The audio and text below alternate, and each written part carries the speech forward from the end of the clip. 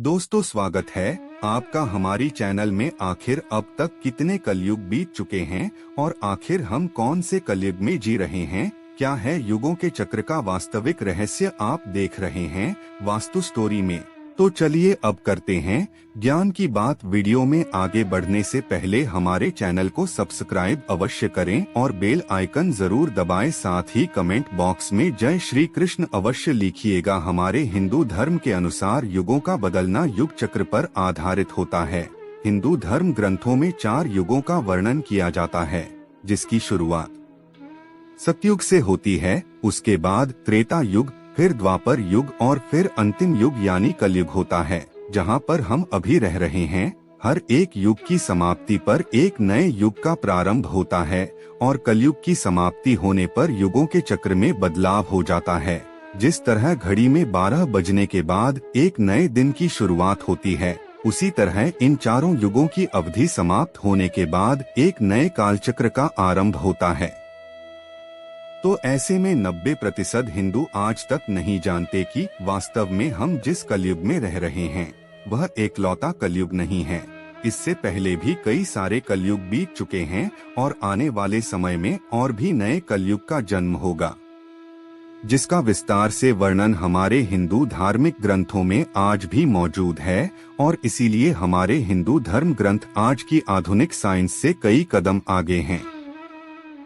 आज के वैज्ञानिक जो महंगी सैटेलाइट का इस्तेमाल करके अंतरिक्ष को टटोलने में लगे हुए हैं, ग्रहों की दिशा, गुरुत्वाकर्षण बल और नई खोज कर रहे हैं, यह सभी हमारे हिंदू धार्मिक ग्रंथों में पहले से ही लिखा जा चुका है।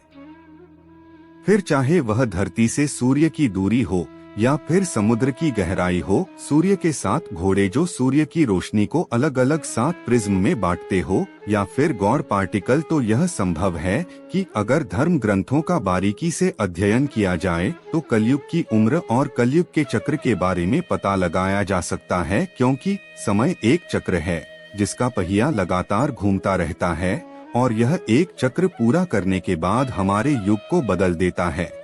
तो चलिए बताते हैं कि किस तरह हम गणना कर सकते हैं कि कितने कलयुग पहले बीत चुके हैं और आज हम किस कलयुग में जीवित है। इस सृष्टि के रचयिता, पालनहार और संहार भगवान ब्रह्मा, विष्णु और महेश को बताया गया है, जिन्हें त्रिदेव भी कहा जाता है।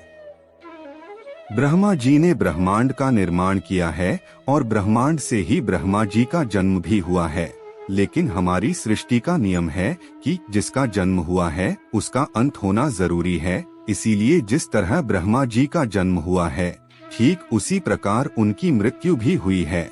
और इस तरह हमारे ब्रह्मांड का जन्म हुआ है तो उसका अंत भी होगा। लेकिन आपको बता दें कि यह कालखंड इतना लंबा है कि इसके अंत तक अगर कोई जीवित रहता है तो वह अमर हो जाता है। शास्त्र बताते हैं कि ब्रह्मा जी के जीवन काल का समय 100 वर्ष का है, लेकिन यह 100 वर्ष कलयुग के समय से कहीं ज्यादा होते हैं। जिस तरह हमारे यहाँ 365 दिन का एक साल होता है, जो 2 भागों में बंटा होता है, जिनमें से एक दिन होता है और एक रात होती है, ठीक उसी प्रकार ब्रह्मा जी के एक कल्प में 14 मनवंतर होते हैं। एक मनवंतर में 4 युग होते हैं और यही 4 युग सतयुग, त्रेता युग, द्वापर युग और कलयुग है। हमारा कलयुग 43200 वर्षों का है। लेकिन अगर इस समय की गणना ब्रह्मा जी के समय से की जाए तो जब हम मनुष्य के 4 अरब 32 करोड़ साल पूरे होते हैं, तो यह समय ब्रह्मा जी के लिए केवल एक दिन के बराबर होता है। तो अब सोच कर देखिए कि ब्रह्मा जी की उम्र 100 वर्ष की है, तो हमारे समय के अनुसार उनकी आयु कितनी लंबी होगी। तो वहीं अगर ब्रह्मा जी की आयु की गणना की जाए तो इस समय हम ब्रह्मा जी के 91 साल के पहले दिन में जीवित हैं। इससे पहले कल्प के 7वें मनवंतर का समय चल रहा है और यह 28वां महायुगा है, यानी कि आज से पहले 2447 कलयुग बीत चुके हैं और हम 2448वें कलयुग में जीवित हैं। जी हाँ दोस्तों, आपने सही सुना, हम 2448वें कलयुग में जी रहे हैं और हमसे पहले 2447 कलयुग बीत चुके हैं।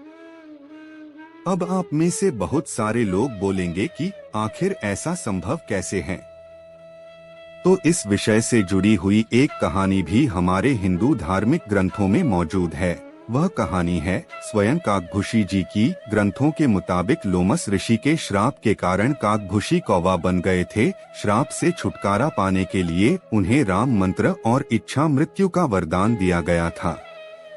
इसके बाद उन्होंने पूरे जीवन कौवे के रूप में ही बिताया। काकभूषी ने ही सबसे पहले रामायण गीधराज गरुड़ को सुना दी थी। और आपको जानकर हैरानी होगी कि हमारे हिंदू धार्मिक ग्रंथों में काकभूषी को एक टाइम ट्रेवल के रूप में दिखाया गया है। कहते हैं उन्होंने 11 अलग अलग रामायण और 16 अलग अलग महाभारत देखी हैं। अब इससे यह भी साबित होता है कि हो ना हो उन्होंने कलयुग को इतनी बार तो बनते और मिटते हुए दोबारा देखा होगा। उन्होंने ब्रह्मा जी को भी मरते और जीवित होते हुए देखा होगा। क्या पता उन्होंने समांतर ब्रह्मांड को भी बनते और बिगड़ते हुए देखा होगा।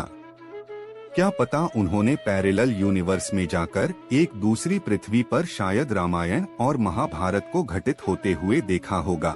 आजकल हम साइंस फिक्शन मूवीज जैसे इंटरस्टेलर इन सब जैसी मूवीज को देखकर बहुत प्रेरित होते हैं और सोचते हैं कि क्या ऐसा संभव है। और आपको बता दूं कि ऐसा संभव है। हमारे धार्मिक ग्रंथों में इन सभी चीजों का वर्णन बारीकी से किया गया है। वैसे हमारे विज्ञान में भी समांतर ब्रह्मांड के बारे में बहुत बार बताया गया है कि कैसे हमारे ब्रह्मांड में कई और ब्रह्मांड मौजूद है और इन सभी ब्रह्मांड को अलग अलग ब्रह्मांड नियंत्रित करते हैं। इसीलिए यह पता लगाना तो मुश्किल है कि उन सभी दूसरे ब्रह्मांड में कितनी बार कौन सा कलयुग चल रहा होगा, या वहाँ पर सतयुग चल रहा है, या वहाँ पर द्वापर युग चल रहा है, या फिर त्रेता। लेकिन यह बात तो निश्चित है कि हो ना हो वहाँ पर युगों का चक्र भी चला है। जैसे यहाँ पर आज से पहले 2447 कलयुग बीत चुके हैं। आने वाले समय में भी हजारों कलयुग आएंगे जब तक कि ब्रह्मा मरकर फिर से पुनः जीवित नहीं हो जाते, एक नए मनवंतर की शुरुआत नहीं होती। जैसे ही 4,32,000 वर्ष बीतने के बाद कलयुग का अंत होगा, सतयुग की शुरुआत होगी और ब्रह्मा जी का एक दिन नष्ट हो जाएगा। तब समय का चक्र फिर से घूमेगा, फिर द्वापर युग, फिर त्रेता युग और फिर कलयुग आएगा। लेकिन जैसे जैसे कलयुग का अंत निकट आएगा वैसे वैसे धरती पर पाप बढ़ने लगेगा और इस धरती पर धर्म का नाश होता जाएगा। जल्द ही इस धरती पर से इस कलयुग का भी विनाश हो जाएगा और समय चक्र फिर से दोबारा शुरू हो जाएगा। इस विषय में आपको क्या मानना है, कमेंट बॉक्स में हमें अवश्य बताइए। अगर आपको हमारी ये जानकारी अच्छी लगी है तो इस वीडियो को लाइक कीजिए, हमारे चैनल को सब्सक्राइब कीजिए और ज्यादा से ज्यादा शेयर भी कीजिए। तो मिलेंगे अगली बार एक नई खास वीडियो के साथ। तब तक के लिए देखते रहिए वास्तु स्टोरी। जय श्री कृष्ण।